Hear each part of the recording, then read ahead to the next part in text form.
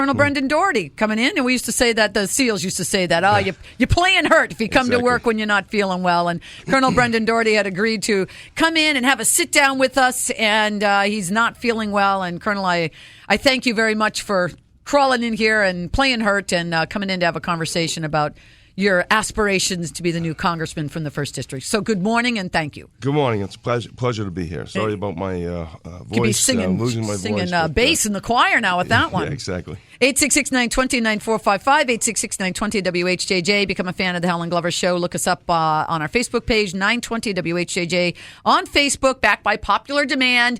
Caption this photo, and got a lot of great captions up there already under the photo of Link Chafee out there with his helmet on in the America's Cup race, sort of looking like Mike Dukakis moment there. All right, Colonel Doherty, you are, by the way, are you marching in the parade on Wednesday? I'll be walking through Bristol, then through the Bristol Parade, and we'll have a team there, and then we're going to shoot over to Cumberland, and then I have several other events that day to go to as well. So light schedule for you, that's why you're a little bit under the weather. But again, I appreciate you coming in. All right, last week Thursday, historic day in this country. 3 things happened on that day. Of course, all attention was on the decision passed down on Obamacare.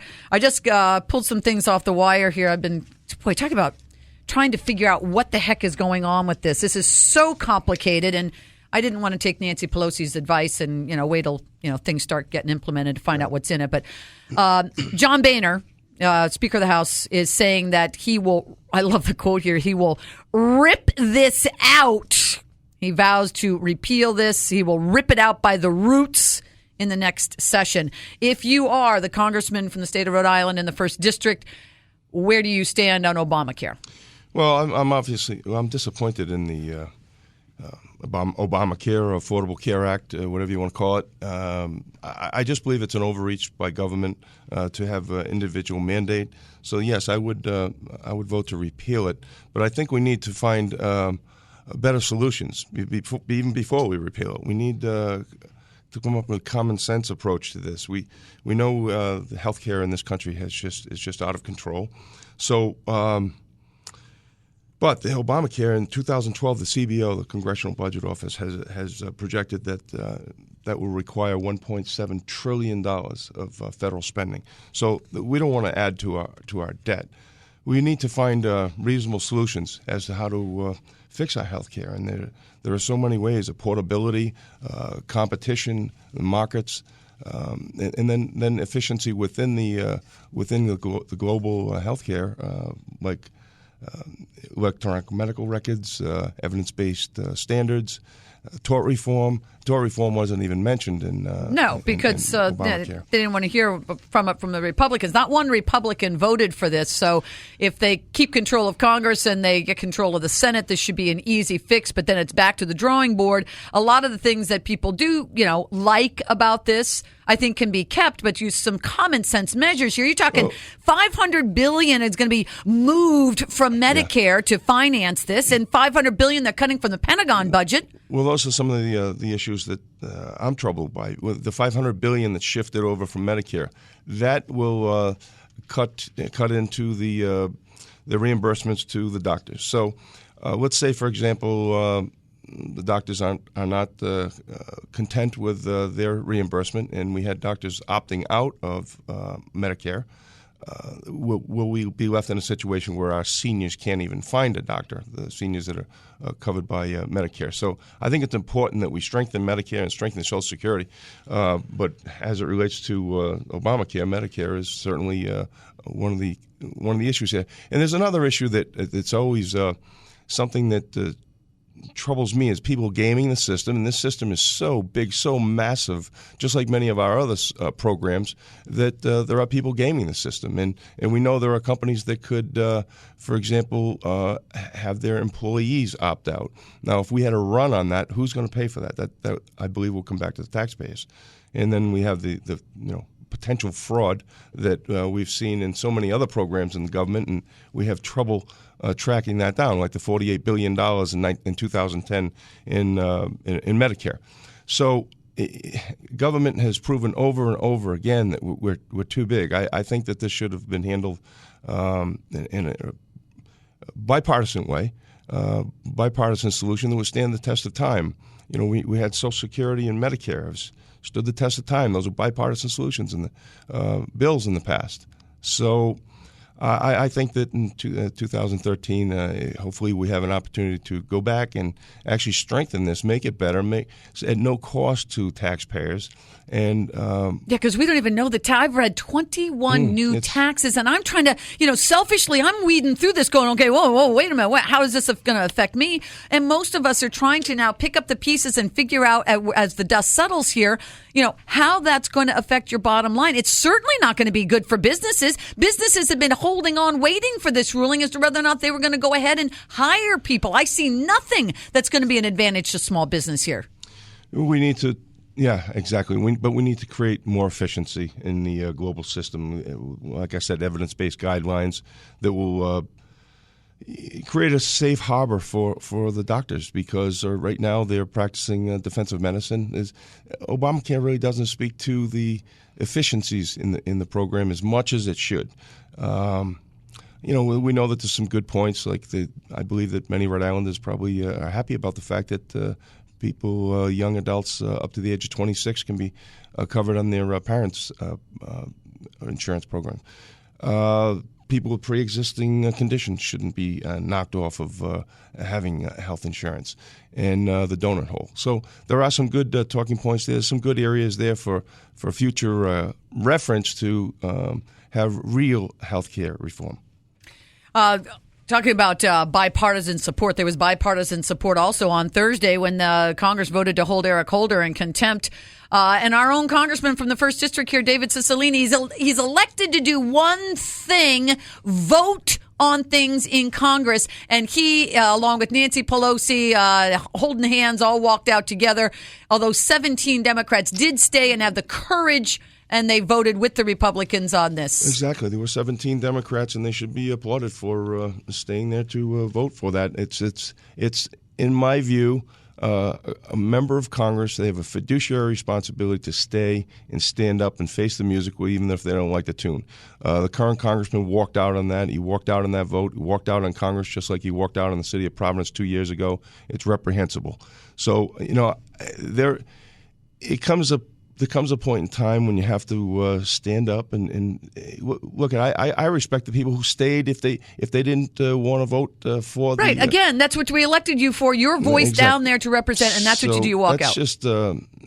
That's really, really disappointing that he would do that. It's typical, though. And by the way, I love this. They decided when they turned this over to the Deputy Attorney General there in D.C., appointed by Barack Obama. And what a shock! They decide that what Eric Holder did does not constitute a crime, and therefore the Department of Justice will not bring the congressional contempt citation before a grand jury. So in the meantime, what happens with Brian Terry's family? They have no answers to what went on, why their son was killed, and we have no evidence here that, Eric Holder's withholding evidence. Right, and that was to bring it before a criminal grand jury. So there'll be a civil proceeding. I actually had the opportunity last week to at dinner talk to Chairman Issa, who was the chairman of the government oversight, which actually is a committee that I would like to be part of. Real gentleman, Chairman Issa. He was confronted with a very, very difficult situation. They're the finder of facts. They're the finder of facts, and they weren't not able to. They were stonewalled in this, and they're not able to get the requisite and appropriate records. So they felt as though they had to proceed. So Brian Terry is a great American. If I'm not mistaken, he was a Marine, too. Yep. Right before Christmas 2010, gunned down, doing his job. It's shameful that we don't have the right answers or the transparency for the parents and the family of Brian Terry. It's also noteworthy that there are approximately 200 people in Mexico killed by these same guns. Right. So, I've been involved in covert and surreptitious investigations throughout my career with the federal government and obviously with the state police. And you have to be very, very, very careful when you're dealing with guns or drugs. Oftentimes, right here in Rhode Island, we'll have what they call a reverse on drugs. Just someone will be reach out for a source and want to buy cocaine or marijuana, large amounts, and law enforcement will sell it to them. So you're getting the bad money. I mean, we had one. It was actually my information down in Coventry about 2 years ago, where two people here unlawfully from Mexico. What a shock! Wanted to purchase, I believe, 150 pounds of marijuana. So state police detectives brought that marijuana, met with them in Coventry, and they a sting operation. A sting operation, what we call a reverse. And so they displayed the marijuana. These fellas provided a bag of about, I think it was about $150,000, and they were arrested. Working hard, washing dishes to earn that money. So, these things happen. But my point of telling this story is what you don't want is the guns or the drugs to go, because if in a reverse sting operation, if those drugs go, well, in my view, when I was supervising and running the state police, obviously the fear is that those drugs would end up in a school or with kids or whatnot. It just can't happen. You don't allow them to walk, which is what Fast and Furious was. So Fast and Furious, they let the guns walk, and I we have to support our federal law enforcement agencies. They had it certainly well intentioned, but it went bad. So if something goes bad, you have to stand up and face the music. You have to take responsibility for what happens when you watch, and we didn't see that here. It's just we need more transparency. And look, it's tough for me to even be critical of Eric Holder, because I'm a law and order guy. I come from law enforcement, from a career in law enforcement, and I understand that he's in a very difficult situation So there. why not just put the records out there? If this is the most transparent administration we've ever had, what's the likelihood that he wouldn't have known of that? Well, I mean, can you just approve? You can just do these things on a low level, and you don't have to seek the advice of the higher ups. Come on, this is a chain of command. You know this one all the way up. Well, that's why I'd like to be on the government oversight, because I know that's why we need you on the government oversight. Absolutely, there's different layers within organizations, whether it's the people from Cylinder or this case here. I'm glad you said that. People, thank you. I've been saying that because if I learned one thing working all those years with the Navy SEALs, they always said that it's the way you ask the question, because unless you ask this direct question, that person now has plausible deniability. They can skirt the issue. They can run tails around you, run circles around you. And this is what the Justice Department did. They asked for documents. So basically, what they did was found 50 New York phone books and dumped it on them. Here's all this stuff. That's not what we asked for. We're asking for this one email in question. Oh, gee, sorry, no, presidential privilege. No, sorry. Yeah, we're going to take a quick break. Sorry, Colonel. I just promoted you, General, but hey, you can claim to be a general now. Why not? Stolen Valor Act passed. We're having a conversation with Colonel Brendan Doherty, who came in even though he's under the weather. We're going to take a quick break here. Let's see. Quick break at 9:20, and we'll be right back. 866-920-9455, 866-920-WHJJ. It's Talk Radio 920 WHJJ. I'm Helen Glover, along with the former head of the state police, Colonel Brendan Doherty, who would now like to be promoted to congressman. Or, hey, you can lie about it even if you Yes. Exactly. Stolen Valor Act we were talking about earlier, Colonel Doherty. Thank you for coming in, even though you're under the weather. Stolen Valor Act, that kind of got under the radar on Thursday because of the other news. The news about Eric Holder. They were holding him up for contempt of Congress, which now, of course, in D.C. they said, well, apparently you can bring Roger Clemens in and he can lie to you, and then you can have a fit and hold all kinds of hearings on that. But if the Attorney General wants to lie or withhold evidence, well, that's another not a crime to lie before Congress. And then, of course, health care. So little noticed was the Stolen Valor Act was upheld. Apparently you can lie and impersonate a military officer and announce that you've got several awards and ribbons because of that. To your point, I think that if we didn't have those other decisions that came out, I think this would have been major news. It's really disappointing. It's really troubling that you could have someone impersonate a member of the United States military with a high degree of honor, and it's not. There's no charge there. So I was thinking about it when I heard this. It's illegal to impersonate a police officer. We have that happen quite often. And it's not always for personal gain. It's not always for a monetary gain. So I don't know what the difference is here. So if you got a guy in a bar on a weekend claiming to be a police officer because he wants to pick up a few girls, and he's not, necessarily somebody they would look at twice, and then he mentions he's a police officer, can you be arrested for sure, that? That's his personal. He's using that for personal gain. Right. In Rhode Island, you have to show some type of an ID impersonating a police officer. If I'm not mistaken, impersonating a federal agent, it's a felony. But getting back to our military, we need to support our military every way we can, and we shouldn't. We applaud our military coming through airports, and then we're going to allow someone to impersonate someone that has acquire that degree of honor. I just think it's wrong, and it's back to that liberal agenda. We need to. I think we need to have someone put a new bill in to tighten that up a bit. Yeah, well, I was saying earlier, I've done everything I can, grabbed every kind of information I can. From what I understand, and I don't have the congressman's name in front of me. I want to say it's from Alabama, but they said that they would go back now that the Supreme Court ruling. They'll go back and they'll tighten up where they need to, but they intend to resubmit stolen valor. And have it come through. So it may come through while you're the next congressman.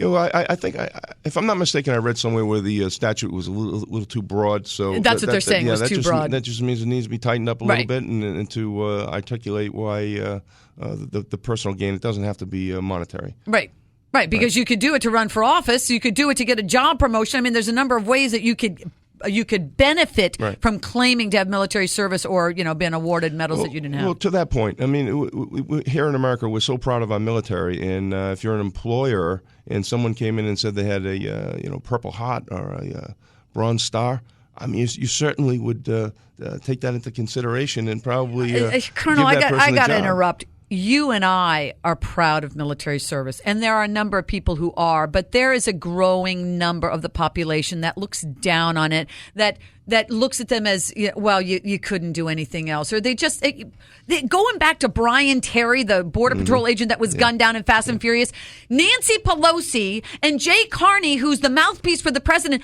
could not remember the name of this man's family. They couldn't come up with the name Terry. So do you think that's a high importance for this administration? It is not. And neither is the military. That's shameful. And you know what? Sorry, I get burned up about these kind of things. No, I agree with you because there are people out there that would look down on our soldiers in that respect, and that's reprehensible. I think that we should honor our soldiers and to the day they die. Absolutely. All right, before we let you go here, jobs in the economy, from everything I'm reading again on healthcare, all the pundits saying, healthcare is not that big of a deal. It's still the economy, which, of course, wait till you see how many taxes you're going to get heaped on you, and your healthcare is going to continue to go up. But jobs in the economy, your strategic plan if you're the next congressman from the 1st District. Well, obviously, the economy is going to be the major part of this campaign in the next 4 months, and we need to bring jobs back to America. We need to bring jobs back to Rhode Island. It's unfortunate that we have one of the highest unemployment rates in the country. Still. And, the congressman in the 1st District does a lot of talking about straightening that out, but I don't know how he's made out with that. We're still one of the highest unemployment rates in the country.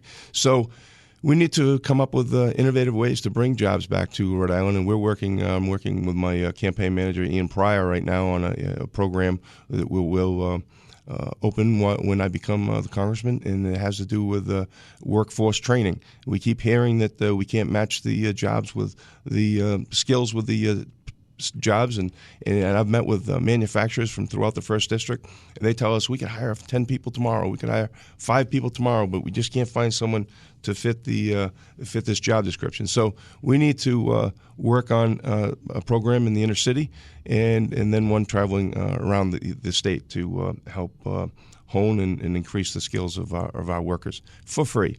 And I'll get into that later during the campaign as to how we can achieve that. But also we need to look at tax reform. We have one of the highest corporate tax, we have the highest corporate tax rate. I think we're in the world now. Yeah, I think we beat out Japan. I think Japan lowered theirs, so we're number one. Yay! We're number one, exactly.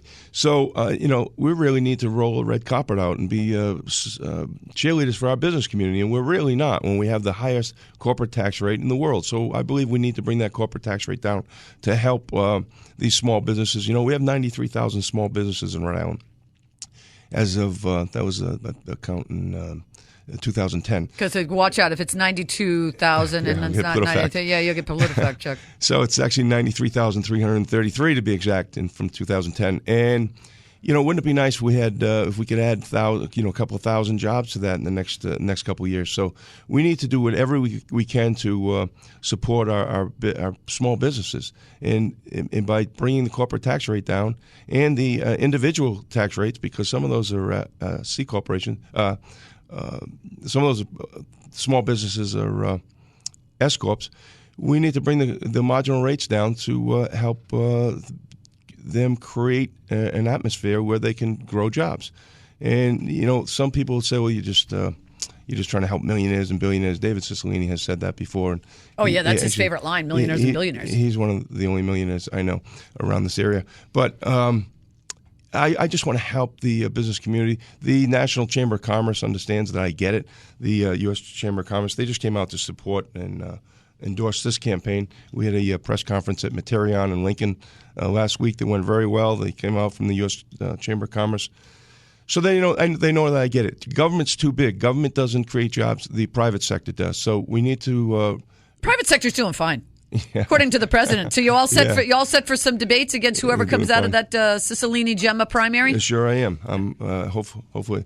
Yeah, see, the president just said the private sector is doing fine. Yeah, I think he recanted that sometime later, though. Yeah, 2 seconds later after everybody's going, what? Yeah, what I really meant was... Colonel Brendan Doherty came in playing sick. Not that he's playing sick. He's hurt. He's coming in, and he's not feeling well. So he's playing hurt and came in for an interview anyway. Look forward to a little bit more in-depth interview when you got your strength back. Got to go home and take some NyQuil so you're ready for the parade on Wednesday. I will. I know you got a heavy schedule on that day. Thank you, listeners, and happy 4th of July. Yep. God bless America. Thanks so much for coming in. Quick break here at 9:32 for the latest headlines and your Storm Team 10 forecast on Talk Radio 920 WHJJ.